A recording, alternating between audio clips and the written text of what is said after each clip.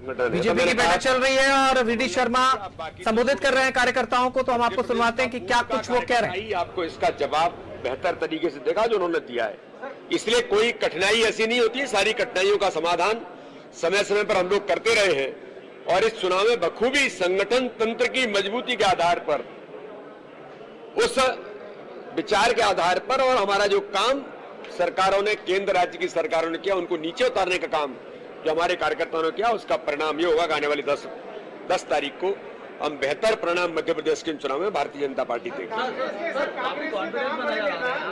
कांग्रेस की बात करें तो कांग्रेस ये कह रही कि मतगणना के दिन धांधली हो सकती है, तो लाइव टेलीकास्ट किया जाए, अधिकारियों के फोन जो है बाहर रखवा दिया जाए। ये कांग्रेस की लीडरशिप ने मतगणना भी होने वाली उससे पहले ही नहीं बोल रहे हो। उन्होंने चुनाव से पहले बोला था।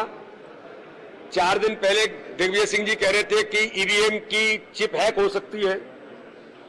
कमलनाथ जी ने कहा कि पुलिस और प्रशासन का दुरुपयोग हो रहा है।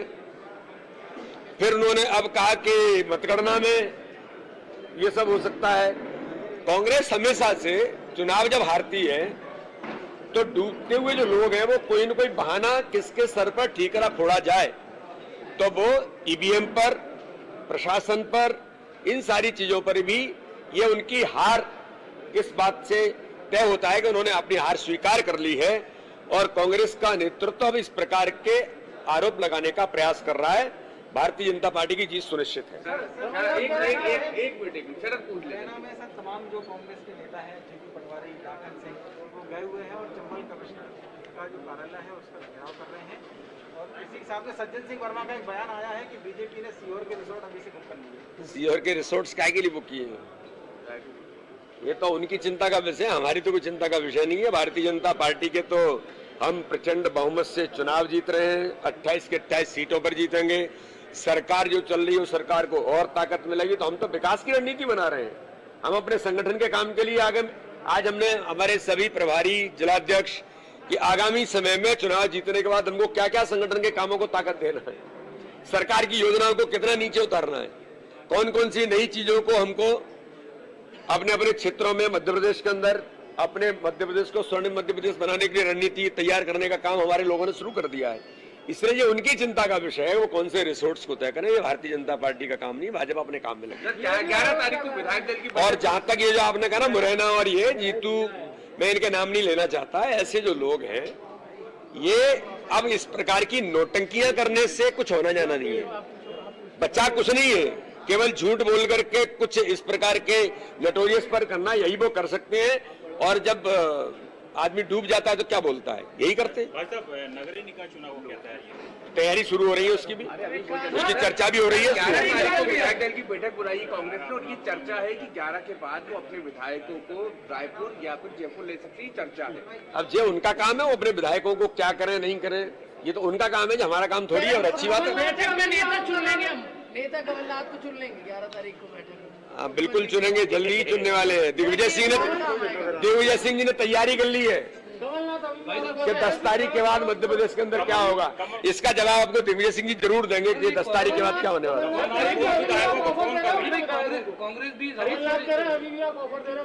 अब ये तो कौन दे रहा है, ये तो कमलनाथ जी जानते हैं। भारतीय जनता पार्टी जीत करके आती, जीत के आ रही है। हमने ना किसी को भी ऑफर दिए, ना हम कभी ऑफर देते हैं। सब कुछ बेहतर है, 28 सीटें आप जीत रहे हैं, तो आप अभी से अपने लोगों को नोटिस क्यों दे रहे हैं? किनको नोटिस? ये संगठन तंत्र, संगठन की व्यवस्था का विषय है। अगर कोई कार्यकर्ता, कोई पदाधिकारी अगर संगठन के हित में काम नहीं करता है, विरोध में काम करने का प्रयास करता है, तो भारतीय जनता पार्टी है। ये विचार पर काम करती है, संगठन के लिए काम करने वाले लोग हैं। तो अगर 100 में से 99 लोगों ने अच्छा काम किया तो एक आदमी कैसे गलत काम करेगा? नहीं करने देगा। भारतीय जनता पार्टी इस प्रकार की चीजों को स्वीकार नहीं करती है। तंत्र के आधार पर हम चलते हैं, पद्धति के आधार पर चलते हैं। भारतीय जनता पार्टी की पद्धति है, कोई कार्यकर्ता गड़बड़ करता है हम जरूर से बात करेंगे। कांग्रेस भी ज्यादा सीटें जीतने का दावा कर रही है, अगर कोई 19-20 होता है तो कोई बी प्लान है आपके पास? नहीं, हमारे पास हमारा पूरा प्लान ही प्लान है। हमको क्या जरूरत है इन सब चीजों करने की? वो बी प्लान की बात कर रहे हैं। उन्होंने कहा है मीडिया के लोगों से कि 28 भी हार गए, तो हमारा बी प्लान तैयार है। पता नहीं कौन सा प्लान है वो जनता के सामने लाए, कौन सा बी प्लान है। हमारे तो सब प्लान है, कोई दिक्कत नहीं है। धन्यवाद।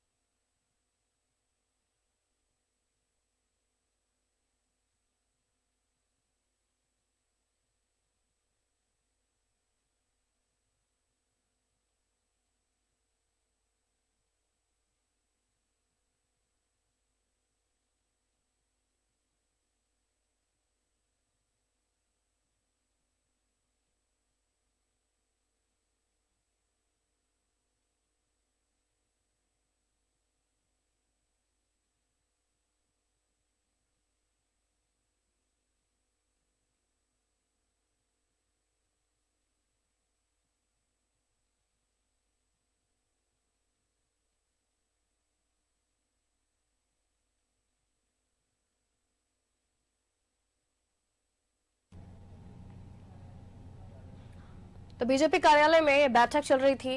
प्रदेश अध्यक्ष वीडी शर्मा बातचीत कर रहे थे। आपको बता दें, मुख्यमंत्री संविदा पहुंचे थे। भैया जी जोशी से मुलाकात करने के बाद एक और मीटिंग जो बीजेपी कार्यालय में भी हुई, जिसमें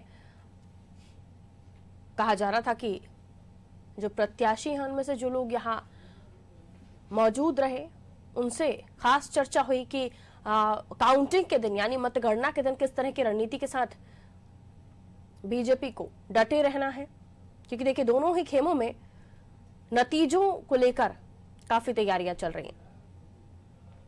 वीडी शर्मा साहब प्रदेश अध्यक्ष हैं, बता रहे थे जो मीटिंग हुई उसमें क्या कुछ हुआ और मीडिया के सवालों का जवाब भी वीडी शर्मा साहब दे रहे थे।